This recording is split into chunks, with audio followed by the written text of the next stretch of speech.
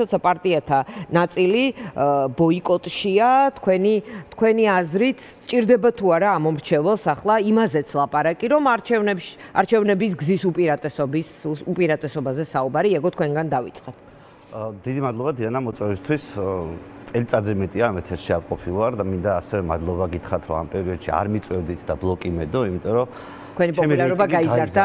ჩემი რეიტინგი გაიზარდა და მივხვდი, რომ თურმე თქვენს ეთერში გამოჩენა საერთოდ ვნებს პოლიტიკოსის რეიტინგს და მე მგონი ეს არის დასაფიქრებელი, იმიტომ რომ ოპოზიციური მედიის, ძლიერი ოპოზიციური მედიის გარეშე შეუძლებელია გინდა რუსული რეჟიმი დაუძახეთ ამას და გინდა ერთპიროვნული მართლობა. თქვენ გაქვთ სხვათა შორის საკმაოდ კარგი საშუალებები, მათ შორის სოციალურ ქსელებში, თქვენი ტელევიზიაც და მოკლედ აუდიტორიასთან წვდომას ახერხებთ. აი ჩვენ საერთოდ არ უნდა გვჭირდებოდეს ტელევიზიის გაკეთება, სხვა ბიზნესია, მაგრამ როცა დავინახეთ, რომ სხვა ტელევიზიებში სიარული ან საერთოდ არ გვიწევდა, ან გვაზიანებდა, ამიტომ გადავწყვიტეთ, მაგრამ მე ისი თქვა მინდა რომ აზრი დავასრულო და მე ამ თემას აღარ გავაგრძელებ. კი ბატონო.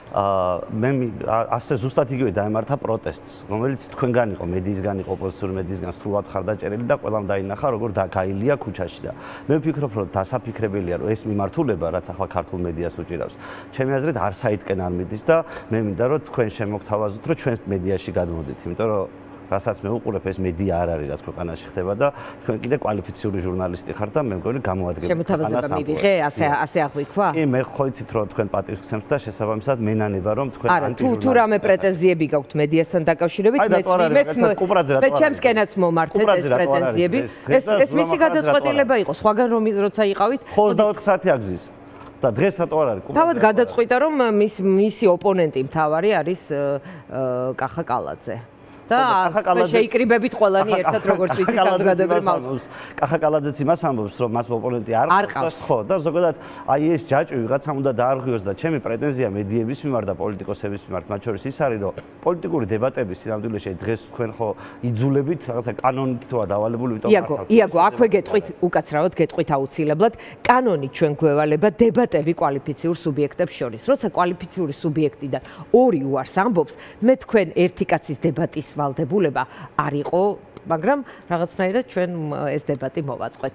ამიტომ ერთკაციანი დებატი გინახავთ, სადმე ვისთან უნდა კედელთან ხომ არ გადებატებდით, ამიტომ კანონის ვალდებულება ამ ხრივ, მოდი, არ მინდა რომ კახა დავჩაგროთ, შეიძლება კახასაც აქვს პრეტენზიები მედიასთან, არ მინდა დავჩაგრო, რატომ არჩევნები, მოდი ამაზე ვილაპარაკოთ.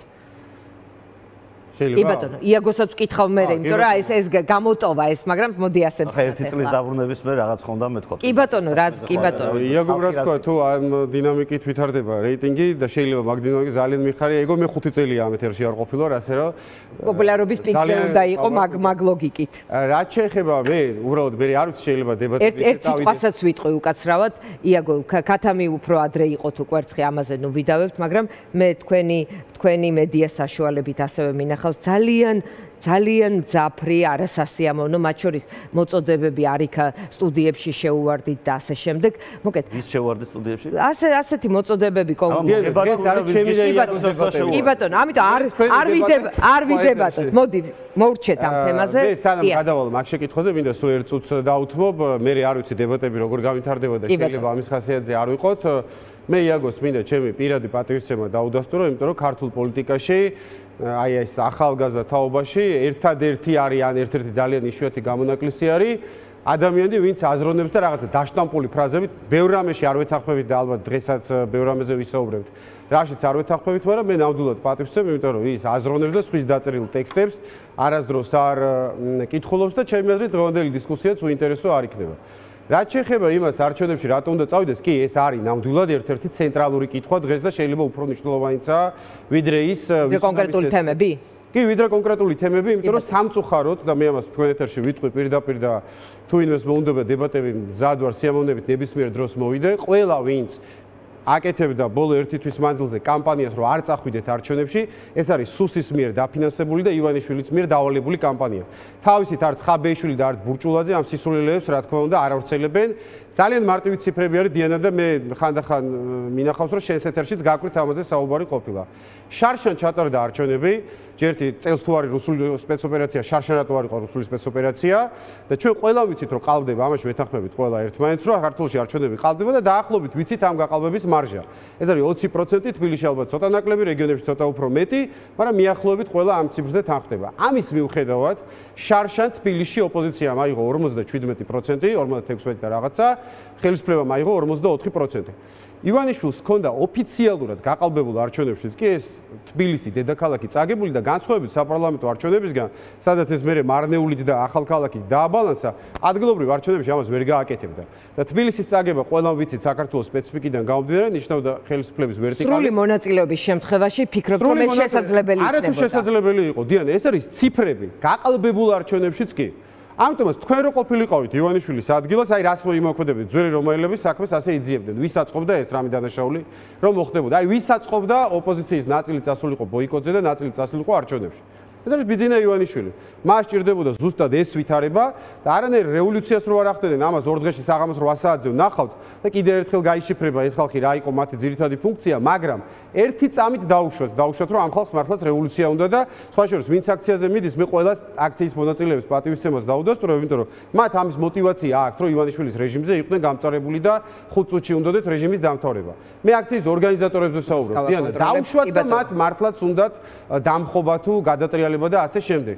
მაგრამ რაღა 4 ოქტომბერს დაამთხვიეს. 25 სექტემბერს დაემხოთ, 25 ოქტომბერს დაემხოთ. რა 4 ოქტომბერს დღეს გაიმართა ნაციონალური მოძრაობის ბრიფინგი და პირდაპირ ესე იგი ივანიშვილის გადახდილ მე არ წახვიდეთ ხალხო არჩევნებზე. ეხლა ნაციონალური მოძრაობა მოუწოდებს რომ არ წახვიდეთ არჩევნებზე, ხო გასაგებია რომ ქოც ელექტორატი ამას არ უსმენს. ეს არის ოპოზიციურ ელექტორატზე მოწოდება პირდაპირ. ეს პრობლემას გიქმით, ანუ გიწევთ ამომრჩევლის დარწმუნება, რატო უნდა მივიდეს არჩევნების უპირატესობაში თუ თქვენ ამომრჩეველთან დაკავშირებით, რომ რაღაც მეტნაკლებად გარკვეული გაქვთ თქვენ ეს ამბავი. როგორ არის რომ ის ხალხი, რომელსაც ჯერა რომ ხაბე და ბატონი პატაბურჭულაძე რევოლუციას მოაწყობენ, ჯობია რომ არჩევნებზე არ წავიდნენ. ეს ჩვენ გვაწყობს.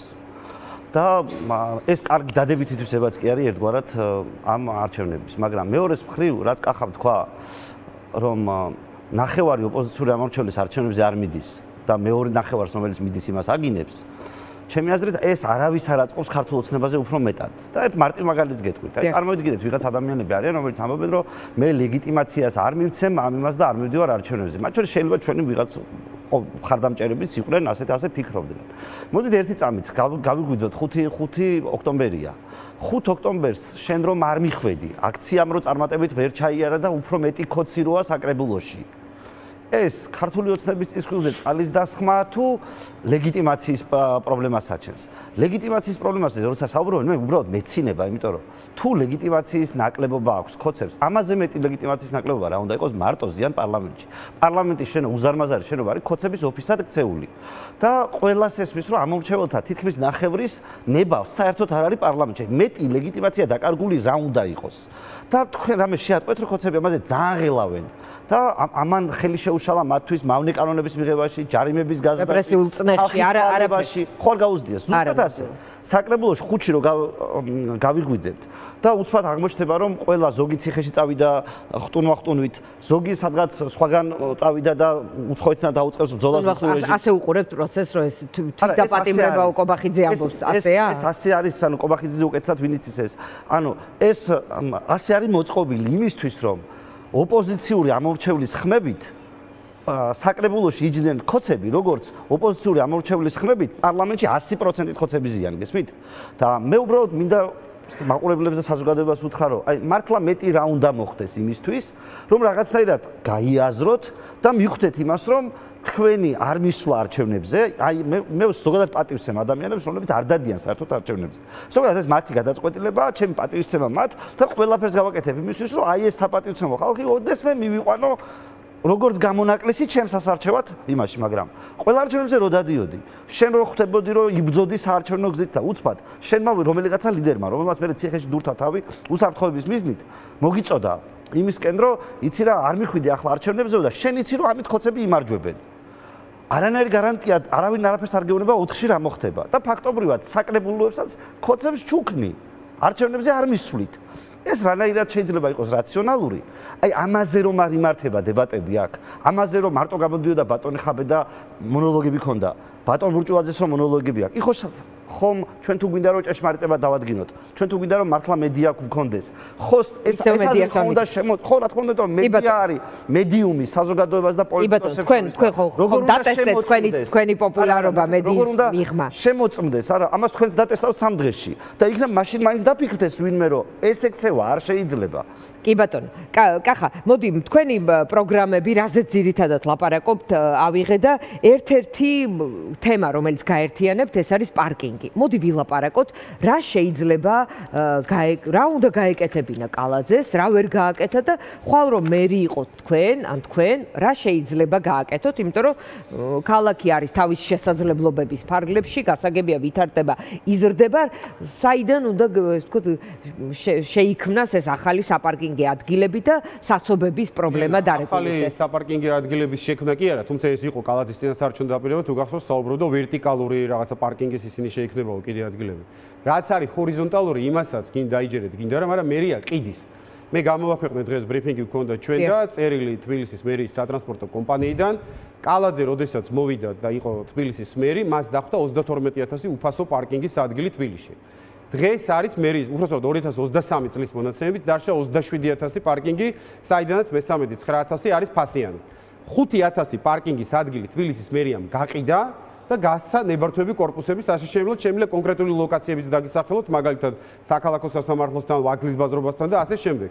ანუ ახალი პარკინგი კი არა, პარკირება სადაც არის ამ ისედაც უპარკინგო ქალაქში, მერია ამ ადგილებს ყიდის და კორპუსებს აშენებს. მეორე ხელით რასაც აკეთებს, აი თვითონ რომ გააუარესა პარკირების მდგომარეობა ქალაქში და რო ვეღარ ვაყენებთ ჩვენ, ამაზე კამპანიას აწარმოებენ, რომ თურმე თბილისელი მძღოლები და ზოგადად ქართველები ვართ უდისციპლინოები, აუცილებელი არის ადმინისტრირების ასე ვთქვათ გაძლიერება და ისევ სტატისტიკას მოგიყვანთ, რომ კალაძე როდესაც მოვიდა და გახდა ქალაქის მერი, იწერებოდა 390,000 ჯარიმა წელიწადში, 2023 წელს დაიჭერა 700,000-ზე მეტი ჯარიმა დიანა და ბოლო 2 წლის მონაცემები არ მოგწეს, თუმცა დინამიკიდან დაახლოებით შეგვიძლია ვიჯილოთ, რომ წელს 2025 წელს უკვე მილიონზე ავა ჯარიმების რაოდენობა.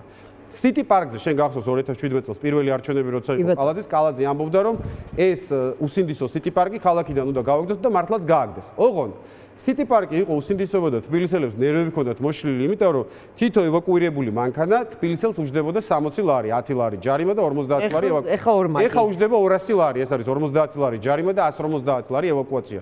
City Park-ი არ ქვია უბრალოდ იმას ქვია შპს თბილისი პარკინგი. რას გააკეთებთ? პირველ რიგში რაც უნდა მოხდეს, რომ თბილისში თავისუფალი სივრცეები რაც არის, ამაში უკვე ჩემი და იაგოს შეხედულებები იყოფა ერთმანეთისგან, ახალი საცხოვრებელი ფონდი თბილისს არ უნდა დაემატოს, თუ ეს არ არის რაღაცა ძალიან გამონაკლისის შემთხვევა, იტალიური ეზოს რეაბილიტაცია და ასე შემდეგ. თბილისს დამატებითი საცხოვრებელი ფართები არ ჭირდება, თავისუფალი სივრცეები უნდა მოხმარდეს, ორ პრიორიტეტს ეს არის რეკრეაცია და პარკინგი. მეორე ვიდრე ეს საკითხი არ გადაწყდება თვითონ მერიის მიერ პარკირების საკითხი, მანამდე ყველა ადრე გამოწერილი ჯარიმა უნდა იქნეს სრულად ამნისტია. იაგოს რა აზრი აქვს ამ თემასთან დაკავშირებით? მე პირველ რიგში რასაც კახა ამბობს არ ვეთანხმები, მართლა არ ვეთანხმები, უბრალოდ ძალიან უცნაური არგუმენტი მაქვს, როგორ შეიძლება ეს არგუმენტი კახამ დაძლიოს, მე არ მესმის. მე და კახა ორივე სამეგრელოდან ვართ თბილისში ჩამოსული და ჩვენ რა უფლება გვაქვს სხვა ადამიანებს აუგზავნოთ თბილისში ჩამოსვლა და ვთქვათ, რომ მეტი სახლი არ უნდა აშენდეს თბილისში. ჩვენც ეგრე არ ჩამოვედით ამ ქალაქში და ჩვენი ქალაქი გახდა.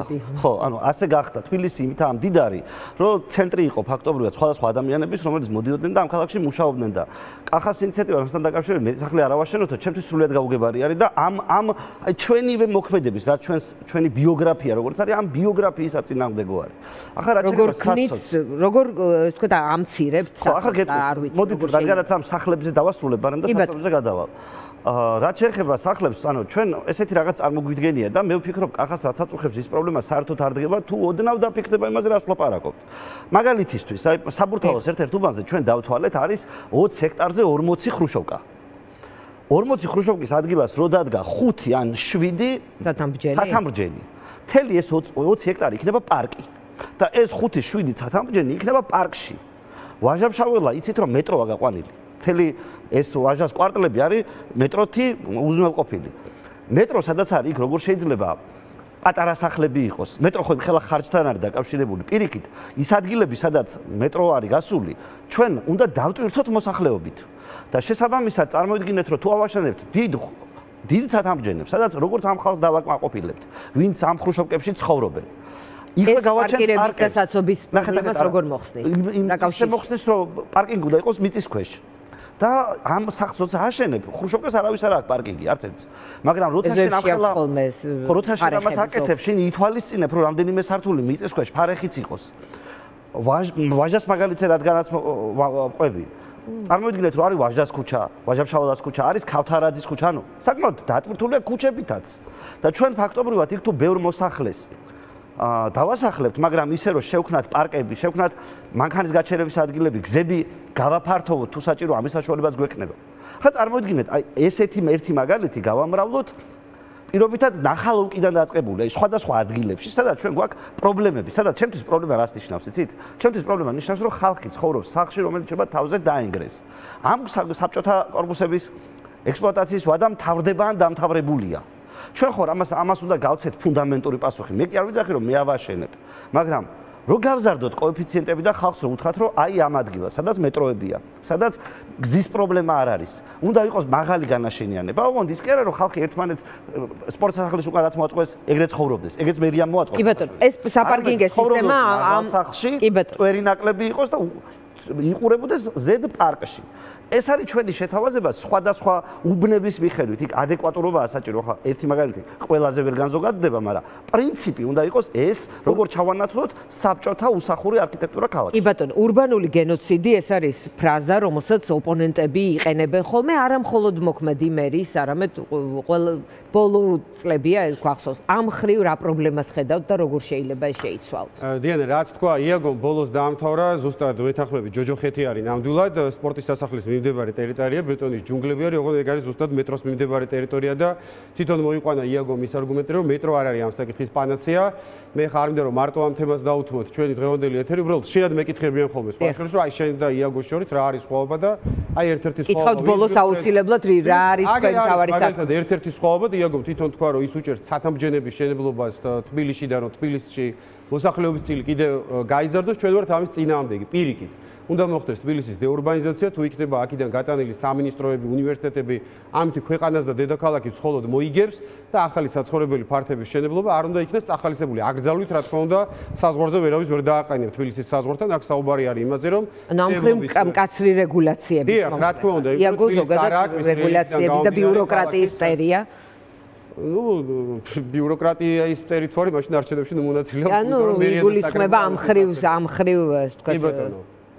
რაც შეეხება ურბანული გენოციდი, ზუსტად ეგ არის ჩემი აზრით, რომ შეუძლებელი არის. ახლა თბილისი უკვე არის თავისი, ასე ვთქვათ, მოსახლეობის დატვირთვის პიკზე და ეს მარტო თბილისის პრობლემა არ არის, სხვა შორის ქვეყნის პრობლემაც არის. 40% მოსახლეობის უკვე არის, ორი ქვეყანა არის მსოფლიოში, ბუენოს-აირესში ცხოვრობს არგენტინის მოსახლეობის 40% და მეორე არის თბილისში, ეკონომიკის 80% არის აქ თავმოყრილი და ეს ქვეყნისთვისაც პრობლემა არის მთლიანობაში, რომ რეგიონები იცლება თბილისის გაზის ხარჯზე. და თბილისის პრობლემაც არის, იმიტომ რომ რაც საცობებზე ვილაპარაკეთ, შეგვიძლია გავაგრძელოთ ეკოლოგიაზეც, თბილისს არ აქვს განსხვავებით ახლა სხვა მრავალმილიონიანი ქალაქებიდან იმის საშუალება, რომ სიგანეში და სივრცეში გაიშალოს თავისი რელიეფიდან გამომდინარე. აქედან გამომდინარე, მე ვფიქრობ, კიდევ ერთხელ ვამბობ, რომ თბილისში საცხოვრებელი კორპუსების შენებლობა, რომელსაც აქვს მხოლოდ და მხოლოდ კომერციული მოტივი. გასაგები არის უბრალოდ რომ ააშენო პარიზის ცენტრშიც რომ გასცე ხა შანზელიზეზე და ააშენო რა ვიცი 40 სართულიანი კორპუსი კომერციულად იქნება მომგებიანი ეს ოღონდ არ იძლევა ამ ნებართოს პარიზის მერია იმიტომ რომ პარიზის არის ცუდი ანალოგიურად უნდა იყოს ეს თბილისშიც. იაგო, მე დრო და დრო TikTok-ზე, Facebook-ზე თქვენს ვიდეოებს ვნახულობ ხოლმე, რომელიც აი ამ კამპანიას ეხება. ყველაზე მთავარი პრობლემა, რაც კამპანიამ დაგანახა და რაც შენ მაგალითად გაფიქრებინებს, რომ გახდეთ თბილისის მერი, 2 მილიარდზე მეტია თბილისის ბიუჯეტი, ამის 10%-ს, მაგალითად 200 მილიონს რა მიმართულებით დახარჯავ. მოდი დავიწყოთ კახას უპასუხებ ბიუროკრატიის მტრობაზე. იცით, ჩვენ ვართ ერთადერთი პარტია, რომელიც თანამდებობებს, გამარჯვებას არჩევნებზე ითხოვს იმისთვის, რომ ბიუროკრატიის როლი შემცირდეს. ანუ ჩვენ განსხვავებული ხალხი ვართ იმ გაგებით, რომ ხელისუფლებაში მოსვლა გვინდა არა იმისთვის, რომ ჩვენიანები დავასაქმოთ და კიდევ უფრო მეტად გავბეროთ ბიუროკრატია. არამედ პირიქით, ბევრი ნიჭიერი ადამიანი, რომელიც დღეს ბიუროკრატიაშია დასაქმებული და დარწმუნებული ვარ, ბევრი ადამიანი მოისმენს ამას, ვინც საჯარო სამსახურში მუშაობს. ჩვენ მათთვის გვაქვს, ჩემი აზრით, იდეალური შეთავაზება. მე ყოფილა რამდენიმე წელი ვიყავი საჯარო მოსამსახურე. სხვადასხვა თანამდებობაზე, მაღალზეც, საშუალოზეც, დაბალზეც. და აი ნებისმიერ დროს ეს შემოთავაზება რო ყოფილიყო, მე ულაპარაკოდ წავიდოდი საჯარო სამსახურიდან. რომ ჩვენ მზად ვართ ხელისუფლებაში მოსვლის შემთხვევაში გადავუხადოთ ყველა საჯარო სამსახურეს 3 წლის ხელფასი ყოველთვიურად, იმ პირობით თუ ისინი წავლენ საჯარო სამსახურიდან და არასოდეს არ დაბრუნდებიან. ეს ნიშნავს იმას, რესურსი ექნება ბიუჯეტს, ყველა მოისურვებს. ნახეთ, ბევრი ყოველ შემთხვევაში. კი, ბევრი მოისურვებს, იმედი მაქვს, რომ ძალიან ბევრი მოისურვებს, იმიტომ რომ ჩვენ არ გვყავს ადამიანები, ნიჭიერი ადამიანები საჯარო სამსახურში დროის დასაკარგავად, იმიტომ რომ ისინი ახლა, როგორ გითხრათ, ერთგვარ სოციალური დახმარების პროგრამაზე გვყავს და სინამდვილეში ახალგაზრდა ჯამრთელ ადამიანებს, ნიჭიერ ადამიანებს ვაცდენთ საჯარო სამსახურში და რატო ვაცდენთ? მავნებლობებს ვაკეთებინებთ. და ჩვენ გვინდა რომ აი წარმოიდგინეთ ამ ადამიანებს კი გადავუხდით მარტო პოლიცია და ჯარი უნდა იყოს. ნახეთ, პოლიციაც ძალიან გაბერილია ფიზიკურად და ტექნოლოგიების განვითარებასთან ერთად პოლიციელების რაოდენობაც უნდა შემცირდეს და ეს ჩვენი შეთავაზება პოლიციელებსაც ეხებათ. და შესაბამისად ნახეთ ჩვენ რას ვეუბნებით, რომ ხალხო ეს არის საშუალება იმისი, რომ თქვენ ღირსეულად დაგაბრუნოთ კერძო სექტორში, რომ თქვენი ნიჭი, თქვენი უნარები დოვლათის შესაქმნელად იყოს გამოყენებული და არა რაღაცა საბუთების და ქაღალდების შესადგენად და ადამიანების შესაზღუდად, რომელიც საბოლოო ჯამში ამ ქვეყნის განვითარებას აფერხებს და სინამდვილეში შუაში ყოფს საზოგადოება. მე მგონი კახა ემზადება რომ დაყოფილი. ამიტომ ზოგადად მე ვფიქრობ, რომ თუ გვისმენენ საჯარო მოსამსახურეები, მართლა ყველაზე დრო დაფიქრდე, ყველაზე კარგი შემოთავაზება გვაქვს, რომ 3 წლის განმავლობაში მიიღებ არსებულ ხელფასს და დაიწყებ ახალ საქმეს. მე კითხეთ, რომ აი ეს თქვენი კამპანიის დროს რაიმე ფორმით ეს საკითხი როგორც მტკივნეული შეეჩერეთ. ეს მარტო ამ კამპანიის კი არა, ზოგადად თქვენი. რაც ეხება თქვენ შეკითხვას, ახლა იცით როგორ არის, რომ ახლა ესე რაში დავხარჯავ მეათედს, ამაზე გამზადებული პასუხი არ მაქვს, მაგრამ ერთ რაღაცას, ერთ საჭიროებას გეტყვით ქალაქის და მოდი ვიფიქროთ, შეიძლება უფრო მეტი საჭიროება მითხრას სანდრომ რომ მივიდე ოფისში, ამაზე რატო ხარჯავთ, ამაზე დავხარჯავთ, მაგრამ უბრალოდ წარმოიდგინეთ და კომუნისტების ჩემი დაბადების მერე ამ ქვეყანაში ფაქტობრივად ხიდი არ აშენებულა. ბოლო ხიდი 1993 წელს აშენდა. ავჭალის ხიდი. იმ დროს 100.000-მდე მანქანა დადიოდა დედაქალაქში, მტკვარზე. დღეს დადის თითქმის მილიონამდე მანქანა. და როდესაც ჩვენ ვამბობთ, რომ საცობებია ქალაქში, ამიტომ მოდი მანქანები შევზღუდოთ, ავტობუსებზე გადადით. პირველი რითიც უნდა დაიწყო. ხო ხიდები შუაზე რო გვაქვს ქალაქი გაყოფილი, ჯერ მტკვრით, მერე რკინიგზით. ხო ახალი ხიდები უნდა ააშენო. მე არ ვიცი ახლა ხიდს მერია ყველაზე კარგი მშენებელია, სხვა უკეთესი გზა არსებობს ამ ხიდის მშენებლობის, მაგრამ პირველი პრობლემა, რაც დამანახა ამ კამპანიამ, არის საცობების პრობლემა, რომელსაც ისედაც ხედავდი, მაგრამ ამან დამანახა ის თუ რამდენად აწუხებს ეს ხალხს.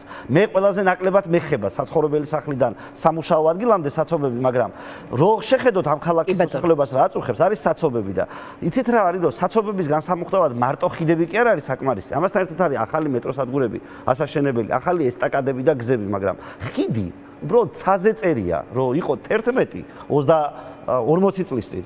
და არის 11 მტკვარზე. ეს ხო უბრალოდ ცაზე წერია, რომ აქ რაღაც უნდა შეიცვალოს. 10 ჯერ გაიზარდა. კახას ვკითხავ, თქვენ რა დაგანახათ აი ამ კამპანიამ, რა აწუხებთ ადამიანებს, რომელთაც თქვენ ხვდებით და აი რაღაც პრიორიტეტები შეიძლება შეიცვალეთ ამის გამო. ძალიან ბევრი პრიორიტეტი არის და ვიტყვი ამაზე, უბრალოდ რაც იაგომ თქვა საჯარო სამსახურზე, დავეთანხმები და ნაწილობრივ კიდე გავაგრძელებ, რომ მართლაც არის ეს მერიასაც ეხება და მთელ საჯარო სამსახურს ძალიან დიდი დოზა პარტ-აქტივის. აი პირდაპირ არის ქართული ოცნების ხალხი, რომელიც სამსახურში ან არ დადის, ან ტყუილა დადის. რო ნახოთ თქვენ თავდაცვის სამინისტროს ბიუჯეტი, მაგალითად სამოქალაქო პერსონალი, გოგონები, რომლებიც ყავას აკეთებენ რაღაცა პიარ რჩევლებად არიან გაფორმებულები, ჯამში მეტია, ვიდრე ფორმიანი სამხედრო, რომელსაც ხელში ავტომატი უჭირავს და ეს არის გადასახედი იმ კონტექსტში საერთოდ, რომ აი ეს ქართული ოცნების, რა ვიცი, რას ეძახიან პორტირებულები თუ ყობახიძის კლაინ თუ ვინ არის, ეს ამ სტრუქტურებისგან ზოგადად, ამ კადრებისგან ზოგადად მთელი საჯარო აპარატი არის დასაფერთხი. რაც შეეხება შეხვედრებს მოსახლეობასთან, ძალიან ბევრმა მტკივნეულად მითხრა თბილისის არაცენტრალურ რაიონებში, რომ მართლაც ბევრი რაღაცა თბილისში კეთდება, მაგრამ კეთდება ძირითადად ერთი და იგივე ლოკაციებზე. აი მაგალითად 2 დღის წინ მქონდა შეხვედრა ნაძალადევის ერთ-ერთ უბანში, შეიძლება მიყურებენ ახლა. ნაძალადევის უბნები, ვინც იცით, იქ ქუჩები ცოტა ვიწროა, ცოტა დაღმართი არის და ეს მერიის მიერ შემოტანილი ნაგვის მანქანები იქ ვერ ადის. განსხვავებით მეტროსგან და ხიდებისგან, რომელსაც იაგოს ვეთანხმები, რა თქმა უნდა, რომ ქალაქს ჭირდება, მაგრამ მაგათი ბიუჯეტი არის 100 მილიონი, 200 მილიონი, 300 მილიონი და დარწმუნებული არა ვარ, რომ ამას მერის ერთი ხელმოწერა ეტყობა. ის რომ ნაძალადევის რაიონიდან ნაგავი გაქონდეთ ისევე როგორც ვაკის ან საბურთალოს რაიონიდან, ამას ჭირდება უბრალოდ რომ მერიას ყავდეს ერთი ვიცემერი მაინც, მერის ერთი მოადგილე მაინც, რომელიც შეძლებს ელემენტარული ოპერაციის გაკეთებას, რომ თუ სხვაგან დადის სტანდარტული დიდი ნაგვის მანქანა, შეუკვეთოს ნაძალადევისთვის რაღაცა სხვა სპეციალიზირებული უფრო მიკრო იგივე შემიძლია გითხრათ მაგალითად ეხა ბევრი სკვერი კეთდება, რომელშიც 50-60 მილიონიც არის ხოლმე ხანდახან ერთი სატენდერო ლოტის ღირებულება, მაგრამ აი მეტრო ახმეტელს აუყევით მუხიანისკენ, აი შუაში გაზონი რო გადის, თუ გაარჩიოთ დიანა რომელიმე საქართველოს ყველაზე უფრო მიყრუებული სოფლის დელოსაგან. ესეც რა თქმა უნდა იქნება ჩვენი ერთ-ერთი პრიორიტეტი, რომ არაცენტრალური რაიონების ინფრასტრუქტურა უნდა გასაშუალოვდეს. გარდა ამისა, მუნიციპალურ პროგრამებზე რადგან იყიდეთ, მე მაქვს ერთი ძალიან იაფიანი ბიუჯეტური თვალსაზრისით, მაგრამ ეფექტური პროგრამა. თქვენ გახსოვთ შეიძლება რამოდენიმე წლის წინ ჩვენ დავიწყეთ თურქეთიდან მედიკამენტების იმპორტი, იმის გამო რომ ჩვენთან არის დაწესებული ივანიშვილის ოჯახს პირდაპირ და მასთან დაკავშირებული რამოდენიმე კომპანიას აქვს 2-ჯერ, 3-ჯერ და 4-ჯერ მეტად იყიდება მედიკამენტები. აი პირდაპირ წნევის იქნება ეს, კარდიოლოგიური იქნება, დიაბეტი იქნება, პირველად მოხმარების პროდუქტებზე ვსაუბრობ და როგორც კი გადახვალ საზღვარზე, ღირს ეს 20-30%. ნუ ეხა ადამიანებს თავიდან ეს რო თქვი არ ჯეროდათ და ღლიცინებდნენ რომ აი ეხა ივანიშვილმა ვერ გააკეთა და შე როგორ გააკეთა. ღარიბაშვილის ინიციატივა იყო მაგ მხრივ თუ არ ვთქვი. 2012-ში იყო ეს ივანიშვილის ინიციატივა, მე ღარიბაშვილით ლაპარაკობდა და იმის გამო რომ ხალხს ჰქონდა უნდობლობა დაუჯექი მე თვითონ მანქანაზე, შემოვიტანე ეს მედიკამენტები და ნუ მე რასაც გავწვი ალბათ ჯამში 700-800 ოჯახს, ხვალაც გადავცემთ ერთ-ერთ ადამიანს ამ მედიკამენტებს, ნუ დაახლოებით საშუალოდ რო თქვა მე-13 ფასში გადავეცემ. თუ ჩვენ გვექნება თავისუფალ საქართველოს და მე პირადად საკრებულოში და მერიაში მანდატი, ეს ღირს მერიის ბიუჯეტიდან რაღაცა მიზერი თანხა დაждდება, რომ იყოს მუნიციპალური აფთიაქი, სადაც რეალურად საშუალოდ 30%-ში სხვა ღირდეს და ეს თქო მუნიციპალურ აფთიაქში. არა, რატო მუნიციპალურ აფთიაქში მარტო თბილისელებს ხوار შეუშვებენ, ეს თავისთავად ბაზარზე გამოიწვევს იმას, რომ ის მონოპოლისტი კომპანიებიც იძულებული იქნებიან, რომ ფასები დააგდონ, ეს ბაზრის პრინციპი არის. ეს დღეს არის უბრალოდ კარტელური შეთანხმების შედეგად, რომ დაწესებული არის, რომ მოდი ტრიპლ-3 ყველამ გავყიდოთ 60 ლარად, მაგრამ როგორც კი ერთ აფთიაქში გაიყიდება ეს 10 ლარად ბუნებრივია რომ ბაზარზეც იქონიებს გავლენას. კი ბატონო, ეხლა სარეკლამო პაუზა გვაქვს, რეკლამის შემდეგ დავბრუნდებით. ჩვენ დავბრუნდით პირდაპირ ეთერში, იაგო ხვიჩია, კახა კუკავა არიან ჩვენი სტუმრები. მინდა ამ ნაწილში 10 წუთი გვაქვს, 10-12 წუთი გვაქვს და ვილაპარაკოთ პირველ რიგში 4-თან დაკავშირებით, იმიტომ რომ კიდევ ერთხელ დაუბრუნდები ამ თემას, დასაწყისშიც კითხეთ, ნაწილი პარტიების ბოიკოტს აცხადებს, ნაწილი რევოლუციაზე ეპატიჟება ხალხს და ეს ბუნებრივია, შეიძლება არაპირდაპირ ყველაზე, მაგრამ მოქმედებს ასევე ოპოზიციურად განწყობილ ამომრჩეველზე, არადა ეს ამომრჩეველი სჭირდება ყველა, ეს ვთქვათ, არჩევნებში მონაწილე სუბიექტსაც. ჩემი აზრით 4 არის აი ბოლო პერიოდის ყველაზე დიდი თაღლითობა ქართულ პოლიტიკაში. როგორი თაღლითობაც მაგალითად მანამდე იყო 4-5-9-25 ხმა არ დაიკარგოს. აი ესეთი სხვადასხვა ტიპითი ბოდვითი თაღლითობები ქართულ პოლიტიკურ სცენას ამძიმებს და ხალხი შეყავს შეცდომაში. და ნუ თქვენ არ მოგეწონებათ ისე მედიის კრიტიკა, მაგრამ მედიის როლი სწორედ ეს არის ჩემი აზრით, რომ დაეხმაროს ხალხს გაარჩიოს რა არის სინამდვილე და რა არის ბოდვითი აშლილობები. რაც შეეხება 4-ის ამბავს, ნორმალური მედია იქნებოდა თუ პოლიტიკოსი იქნებოდა დასვამდა შეკითხვას, ვინ არის პასუხისმგებელი. რა არის გეგმა? სვამ სხვათა შორის თქვენ არ ვიცი ხა რა წარმოდგენა გაქვთ ნორმალ. მოვიდეთ ბავშვებთან ერთად, ვინც მიდის ბავშვებთან ერთად, ძაღლთან ერთად მოვიდეს თუ მოვიდეს ხელკეტებით, მოვიდეს იმითი რა ქვია აირწინაღებით. ამუკა ხაზარაძე უსმენდი იმ დღეს ამბობდა დროშით მოვიდეთ თუ დროშის ტარით გითხარით თუ რაღაც ამ დაგვარი კითხვა. ანუ ზოგადად ეს ყველაფერი იმდენად უბრალოდ იმდენად არასერიოზულია და იმდენად არასერიოზული ელფერი დაკრავს, რომ თავისი შინაარსით სხვა რამე კი არ არის თაღლითობა. უბრალოდ ასეთი თაღლითობა ბევრი შერჩენიათ ამ ქვეყანაში. წახვალ რამდენიმე თვე ციხეში ჩაჯდები და აი ის რო ხოცები მარტო დატოვე პარლამენტში შეგრჩება. ახლა კიდე იმისთვის რომ თავი გაიმართო ესეც თაღლითობა ხოცების მარტო დატოვება პარლამენტში. ჩემი აზრით ის ხალხი ვინც ციხეში ზის მათი დიდი ნაწილი გარეთი მარტო იმიტომ ვერ გამოუაროს საკუთარი ხალხი ვინც სიიდან ამოყარეს. აი მაგალითად გახარიამ რა უქნა თავის გუნდს. ვიღაც ხალხი სიიდან გამოიყვანა პარლამენტში და სხვა შეყავს. რატომ? ანუ ამას რაღაცა ლოგიკური ახსნა ხო უნდა ქონდეს. ბოიკოტი ამყოფებს და შემდეგ ანუ რა? არ არის სხვათა შორის. არ არის რომ ილეთი მოაწყო, ის რა ილეთი იყო? რომელი ილეთი? აი უბრალოდ სიაჩახსნეს და ფაქტობრივად 20 კაცი პარლამენტში გასულიც და უარი თქვეს. ამბობენ რომ ამაზე დგას არალეგიტიმურობა. ხო და აი ვიღაცამ წარმოიდგინე ეს არალეგიტიმური ხელისუფლება ადგილობრივი თვითმმართველობის არჩევნებს ატარებს და ორი პარტია იმ 4-დან რომ გაყვიროდა რომ რაღაცა არალეგიტიმური და ასე შემდეგ. ეს ამაში მონაწილეობს. თან ისე რომ არც კი აუხსნია მათი წინა საქციელი რომ არასწორი იყო. ხო და აი უბრალოდ წარმოიდგინეთ რომ მართლა ნორმალურ მედია გარემოს შეუძლია რომ აი ეს ხალხი რაღაცნაირად პოლიტიკურ მოუსავლეთში გაუშვას, შეცვალოს პოლიტიკური სპექტრი, რომ მომავალში მაინც გაჩნდეს შანსი, მაგრამ იცით ჩვენთან როგორ ხდება, რომ წახვალ აი ესე თაღლითობა ჩაიდენ, მე გამოძვრები ამ თაღლითობიდან, იმიტომ რომ შენი მედია დაგეხმარება, ხო რამდენიმე თვეციხეში ჯდომა დაგეხმარება, კიდე რაღაცას გამოხვალ აგინებ ხომ ახლა ბიზნეს და ხალხი ჩათვლის, რომ იცი რა, აუ ეს ყოფილა თუ ნამდვილი ოპოზიციონერი. და საბოლოო ჯამში აქ ზიანდება ქართველი ხალხის ინტერესები. იქიდან გამომდინარე, რომ ქართველმა ხალხმა 60 კაცი შეუშვა პარლამენტში მინიმუმ და ეს იმიტომ შეუშვა, რომ აი ეს რაც მოაწყვეს ქართველებმა ქოცებმა იმასთან რა ქვია კანონების გამკაცრება, ჯარიმების გაზრდა, 1000-ნაირი შეზღუდვები, რაც ბოლო პერიოდში აკეთეს. აი იქ რო 60 ოპოზიციონერი, მართლა ოპოზიციონერი პარლამენტში მჯდარიყო.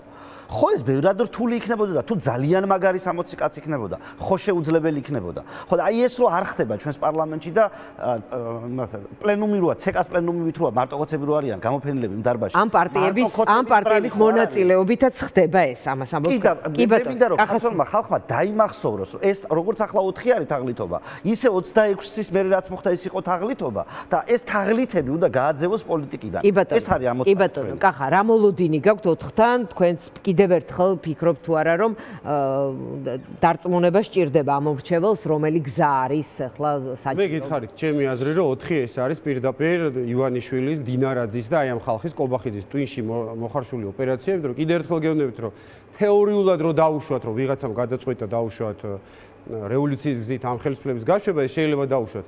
4-ში დამთხევას რა არგუმენტი ქონდა? ეს ხალხი რევოლუციაზე საერთოდ არაფერს არ ლაპარაკობდა. 4-ში დამთხევა. ივანიშვილის 4-ში დამთხევა აწყობდა, იმიტომ რომ ხალხი არ წავიდეს არჩევნებზე, იმიტომ რომ ივანიშვილისთვის მთავარი პრობლემა არის არჩევნები.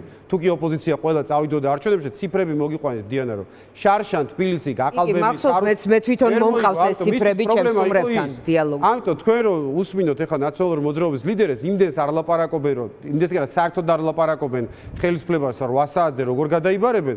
ძირითადად რა არის მათი მესიჯი? არ წახვიდეთ არჩევნებზე. დილიდან საღამომდე უნდა რომ ამორჩეველი არ წავიდეს არჩევნებზე, იმიტომ რომ თავისი ამორჩეველი ყველა შემთხვევაში მას მიყავს არჩევნებზე, ანუ მისთვის ინტერესია ოპოზიციური ამორჩეველი დარჩეს. შედგება ამაზე რა თუნდა ლაპარაკი. ერთი პარტია არ მონაწილეობს სულ არჩევნებში, ნაციონალური მოძრაობა და გარდა ამისა არც არის დაწესებული ჩვენთან რაღაცა მიჯნა, რომლის ქვევითაც არჩევნებში რომ მივიდეს ლამის ჩათვლილად. ბოიკოტისთვის რო არ კეთდება. ერთი არ არის პარტია, მაგრამ თქვენ ყველას იმ ერთ პარტიას ხუთ ნომერს ეძახით. გვარამი არ არის ნაციონალური მოძრაობა, ეხლა რა ვიცი, და ხვალ გირჩი რო დაიწყოს ხვალ. გასაგები არის რომ გავიგე იურიდიულად შეიძლება 8-ც არის და 31-იც არის, მაგრამ რეალურად არის ხო, 8 ფეხად 8 ფეხი არის ნაციონალური მოძრაობა. ამაში ეს არალეგიტიმურობასთან დაკავშირებით არანაირი მიზეზი არ არის. ეხლა ძირითადად ხელისუფლება რატო არ იცვლება, ესეც უნდა ვთქვათ და რა მოლოდინი შეიძლება გქონდეს არჩევნებიდან დავუშვათ რა საქართველოში ვთქვათ სიმართლე, თქვენ ეთერშიც ხანდახან ამას იშვიათად სტუმრები ამბობენ ხოლმე, მაგრამ იშვიათად ძირითადი მიზეზი არ არის გაყალბება. გაყალბება რა თქმა უნდა არის, მაგრამ მოდი ვთქვათ ჩვენი უახლესი ისტორიიდან არჩევნები საქართველოში ყოველთვის ყალდებოდა გამსახურდიას შემდეგ, მაგრამ ამის და მიუხედავად გამსახურდიამაც კომუნისტები, სააკაშვილმაც, შევარდნაძე და ბიძინამაც მიშა შეცვალა არჩევნებით, მიუხედავად რომ ისიც გაყალბება. ეხლა რა არის მიზეზი? ძირითადი მიზეზი არის ის, რომ დღეს არ არის ის ალტერნატივა, რომელსაც შეიძლება ხალხმა მისცეს ხმა, როგორც ალტერნატივას. ალტერნატივა რაც ნიშნავს, რომ აი თუ არ იქნება კობახიძე, ადამიანებს სჭირდება პერსონალიზებულად. აი იქნება ეს. ერთი კაცი სჭირდება ამისთვის და არა. შეიძლება ეს გუნდი იყოს, მაგრამ უნდა იყოს კონკრეტული, გამოკვეთილი. ეხლა ადამიანებს მე ვიცნობ ძალიან ბევრს და დარწმუნებული ვარ, რომ შენც იცნობ, რომელსაც არ მოწონს ივანიშვილი, ან ნახევრად არ მოწონს, ან ძალიან არ მოწონს, მაგრამ როდესაც ხედავს, რომ აქით არის, რა ვიცი, სააკაშვილი, გვარამია და ხაზარაძე, ურჩევნია იმას ივანიშვილი, ვიდრე არ იქნება საქართველოში და ეს პრობლემა დიახ, შენც გახსოვს, ჩვენც გქონდა, ჩვენ ოპოზიციასაც გქონდა. შეიძლება ჩვენ 2008 წელს რომ ვერ მოვიგეთ, ერთ-ერთი მიზეზი ის იყო, არ მინდა ხა პერსონალურად ვინმეს შევეხო, მაგრამ ჩვენში არ იგრძნობოდა ის ძალა, რომ აი ესენი შეძლებენ ქვეყნის დაჭერას და სტაბილურად მართვას. ამბავს. თავის დროზე ეგ პრობლემა ქონდა ასლანს. შევარდნაძის რეიტინგი სულ 0 იყო, მაგრამ ეხლა ასლანი მაინც არ იცოდა შევარდნაძეს.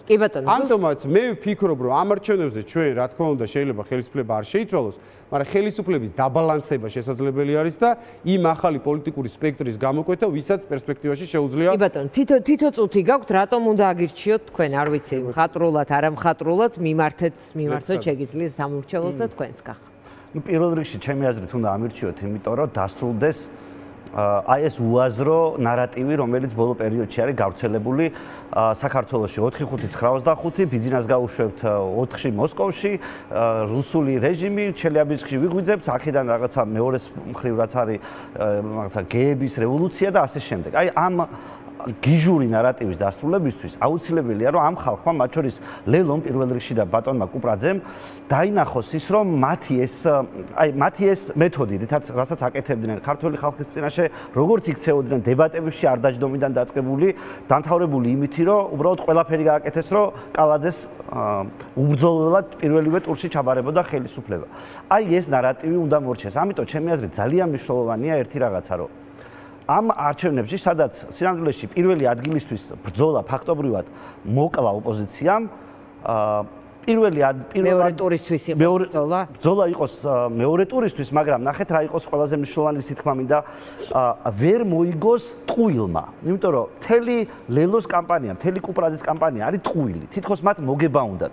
თითქოს მათ უნდათ მართლა მეორე ტურზე გადავიდნენ. სინამდვილეში მათი ამოცანა იყო დავასრულე ფარები. რატო კარგავთ დროს? ნახეთ სინამდვილეში მთელი მათი კამპანია არის ღალატის კამპანია. ჯერ არ დარჩა პარტნიორი ქართულ პოლიტიკურ სივრცეში, რომელსაც არ უღალატეს საბოლოო ჯამში და ბოლოს როცა საქმეზე მივიდა და მე მქონდა შანსი რომ გამომეგლიჯა გარკვეული ხმები კალაძისთვის, რომ მეორე ტური ყოფილიყო, ყველაფერი გააკეთეს იმისთვის, რომ თუნდაც საკუთარი მედია საშუალებები დაეხურათ, რომ კალაძეს პირველი ტურში გაემართა. მოდი 40 იზაიმოს, აი რო არ იზაიმოს უსამართლობა ბევრმა ფულმა, ამიტომ მე პირველ არხზე გექნება თვალ დებატები და მე ვიცი და იქ შეგიძლიათ დაუზუსტოთ. სამწუხაროდ კარგი ფორმატი და კარგი ფორმატი, რომ საკუთარ ტელევიზიაში მოსულიყვნენ. წაგართვათ იაგომ წამები. ჩვენ მონაწილეობდის დიანას უახლესი ისტორია კარგად ახსოვს 7 ნოვრით ერთხელ 2008 წელს გაერთიანებული ოპოზიცია და აი მაშინ ვინც ვიყავით წინა რეჟიმის წინააღმდეგ, მერე ჩვენი გზები გაიყო და ამ ხალხის დიდი ნაწილი აღმოჩნდა ქართულ ოცნებაში. შეიძლება რაღაც ადამიანური წყენაც ჰქონდა მე, მაგრამ ეხა ყველას ამოარტყა ივანიშვილმა პანღური. 2012 წლის ქართული ოცნებიდან დღეს ხელისუფლებაში არ დარჩა ერთი ადამიანიც კი. თავიდან ბოლომდე არიან პორტირებული ნაცები და ზოგიერთ სისხლის სამართლის საქმეს უკერავენ, მაგალითად ირაკლი ღარიბაშვილს. ამიტომ მე ყველას მინდა მივმართო, ვისაც ერთად გვიბრძოლია, რავი 7 ნოემბერს, 26 მაისს წინა ხელისუფლების წინააღმდეგ და ეხლა ბიძინამ აი ესე უბრალოდ გიღალატად და ისე გექცევათ, როგორც გექცევათ, რომ კობახიძე დაგასვათ თავზე, შემოხაზეთ ნომერი 7 და თქვენ ნახავთ ივანიშვილის ზუსტად ისეთ სახეს, როგორც ნახეთ სალომე ზურაბიშვილის არჩევნების პირველი ტურის შემდეგ. კი ბატონო, აღარ გვაქვს დრო, კახა, დიდი მადლობა, ძალიან დიდი მადლობა.